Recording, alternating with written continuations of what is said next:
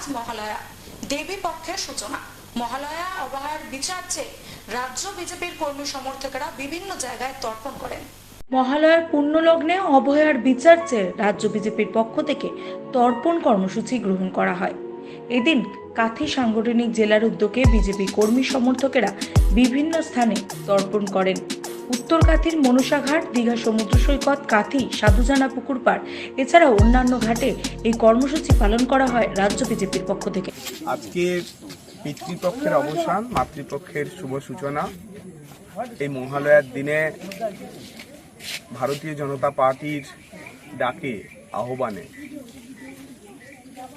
আরজি করের আমাদের সকলের বাড়ির প্রিয় বোন দিদি যে অকালে চলে গেছে, হিন্দু শাস্ত্র মতে তার আত্মার সদ্গতি কামনায় আমরা আজকে তর্পণ করলাম।